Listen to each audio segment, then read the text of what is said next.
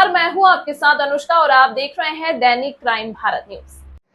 आज मैं जोधपुर पुलिस की मित्र दिव्यांग महिला सीमा त्यागी योगिनी, जो राष्ट्रीय मानव अधिकार एवं भ्रष्टाचार निवारण की जोधपुर संभाग की संयोजक, अन्याय के विरोध में पुलिस छवि सुधार मुहिम में सरकारी योजना को जीवित बतलाया। वहां के संचालक और प्रभारी के संरक्षण में डीएम और एसडीएम के आदेश से पुनर्वास जीवन सुकून सरकारी उपहार से अलंकृत वाणी सुनी। हाल निवास गुरु कृपा सेवाश्रम आंगनवा मंडोर में उनके विचार जाने की भाग्य कोई लिखा हुआ दस्तावेज नहीं, इसे रोज लिखना पड़ता। मेरे साथ अचानक संघीय आपराधिक घटना हुई, तब पहले मैं डॉक्टर कुसुम लता भंडारी अपनी दिव्यांग गुरु के बताने परांत पुलिस से मदद न मिलने पर मैं यहां अनुबंध वृद्ध आश्रम 24 जनवरी 2012 से 9 अक्टूबर 2021 तक रही, और सब कुछ प्रभाव अभाव नियम नीति नियति नेता न्यायाधिपति पुलिस जिला प्रशासन सेवा सामाजिक अधिकारिता न्याय विभाग से महिला आयोग मंत्रालय पत्रकार और सर्वोच्च न्यायालय नालसा सरकारी तंत्र कार्यालयों शासन सचिवालय से लेकर जनता जनसंपर्क अपनों और परायों सहित सब की ऑडिट कर ली, और तब तक कहीं से नहीं निकली जब तक किसी ने अपनी चौखट से लेकर आश्रम से साजिशों और अपने अपने अस्तित्व चरित्र से मुझे धक्के देकर निकलने की प्रताड़ना सही।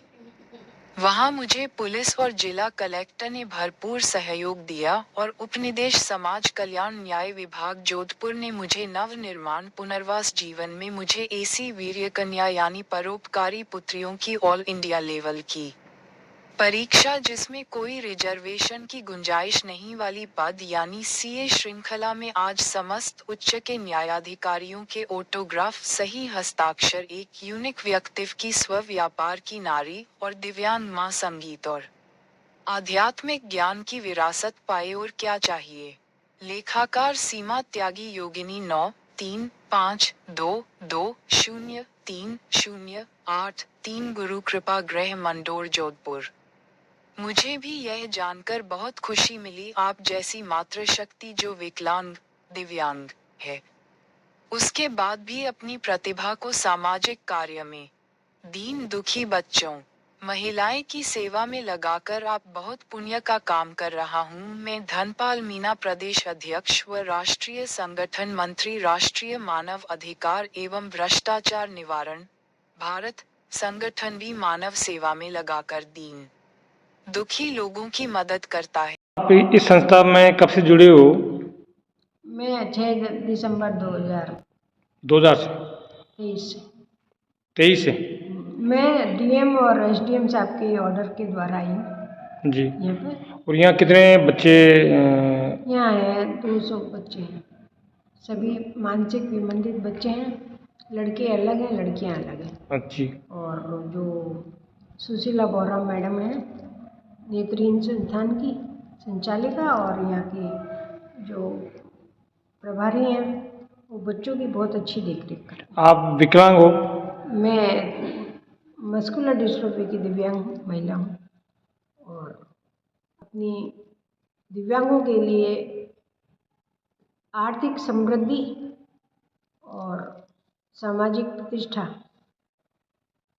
किस तरह से उसका शोषण होता है सरकारी सिस्टम में, उसके लिए मुझे समस्त उच्च अधिकारियों ने इस लायक बनाया है कि मैं उनकी प्रशंसा करते हुए और उनके दिशा निर्देशन से कानून की पकड़ को कुछ समझ पाई। इसमें 2016 का राइट RPWD एक्ट समस्त दिव्यांग कैटेगरी के लिए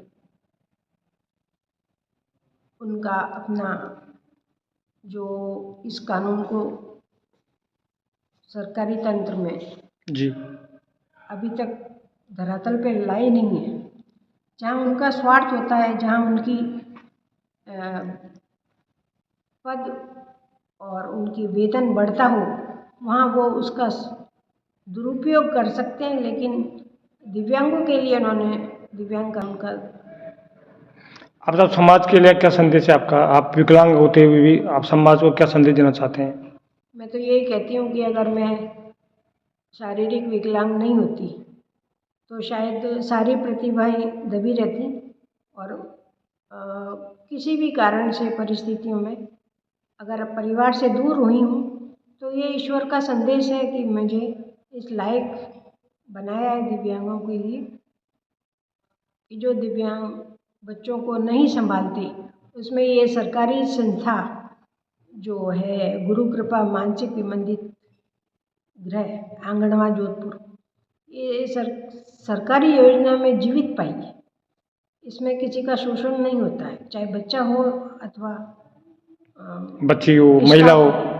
हाँ जी सर। उसको उसकी जीविकोपार्जन इस तरह से बना देते हैं कि वो किसी के अधीन ना रहे, वो स्वयं अपना जीविकोपार्जन करे। इस तरह की संस्था में मुझे मिला। उससे पहले जो वृद्धाश्रम था, अनुबंध वृद्धाश्रम 10 साल में आ रही, वहाँ पे भ्रष्टाचार किस तरह से होता है, कैसे स्वयंसेवी संस्थाएं अपने नाम के लिए बेचारगी और दिव्यांगों पे पैसा कमाते हैं, उसको भी मैंने बढ़िया करीने से सीखा है। मैं किसी की निंदा नहीं कर रही हूँ, लेकिन आज न्याय क्यों नहीं मिलता है उसका सबसे अच्छा जीता जागता मैं सरकारी उपहार हूँ। मुझे आप सरकारी उपहार समझें, क्योंकि हमारा दिव्यांग कोड जो है वो बेटी बचाओ बेटी पढ़ाओ जी। उसमें अगर कोई विकलांग कैसे अपने जीवन को या जन्म लेता है तो कैसे पालन पोषण होता है, ये मुझे सिखाया गया है। बहुत बहुत धन्यवाद साहब आपको। तमाम महत्वपूर्ण खबरों के लिए देखते रहिए दैनिक क्राइम भारत।